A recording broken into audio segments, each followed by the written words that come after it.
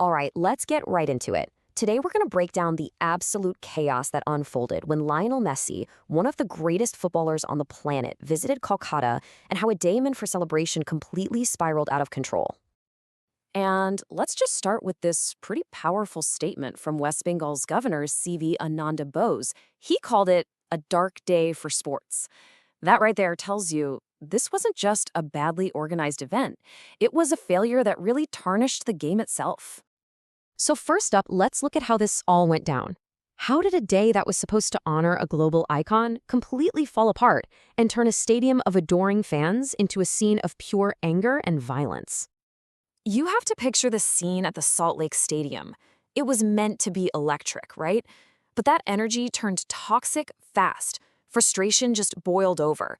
We're talking fans hurling bottles and chairs, ripping down banners. It became a really chaotic and dangerous situation, just a world away from the party everyone was expecting. And what's crazy is how quickly this all went south. I mean, you had fans gathering at 3:30 in the morning. That's dedication right there. By the time Messi showed up around lunchtime, the place was an absolute frenzy.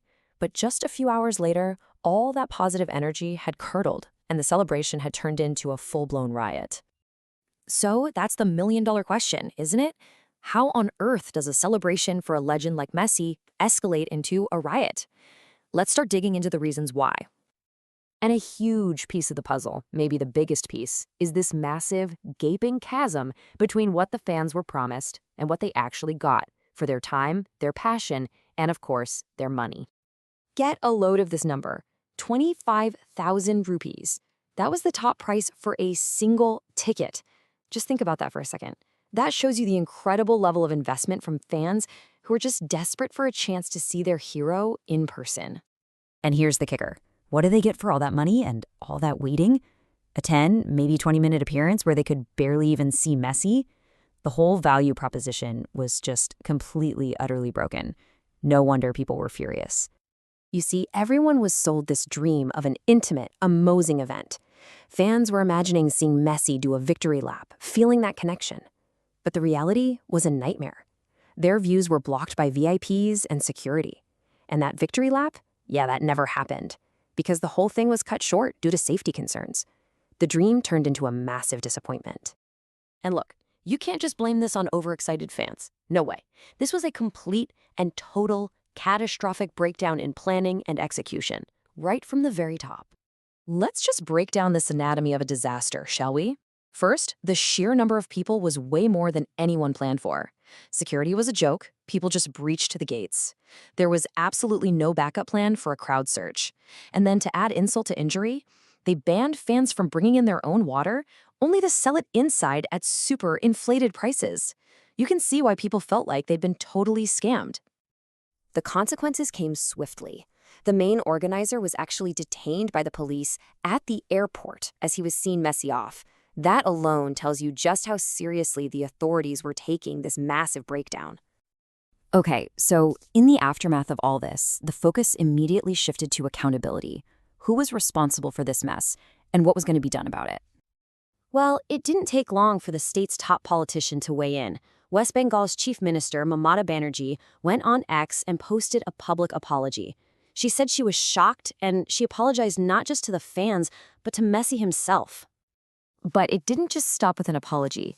The government announced a formal, high-level investigation to be led by a retired justice. The goals were crystal clear: figure out exactly what went wrong, assign blame where it's due, and make damn sure nothing like this ever happens again. And remember the governor, the one whose quote we started this whole thing with? Well, he didn't mince his words. He pointed the finger squarely at both the private organizers for their abysmal planning and the police for failing to manage security and control the crowd. And of course, you know the politicians had to get involved. The opposition leader jumped all over this, calling the incident an international embarrassment. They really framed it as a major black eye for Kolkata and West Bengal on the world stage. So when you boil it all down, this whole story is a powerful, cautionary tale. Kolkata is a city that is famous for its deep, unwavering love of football.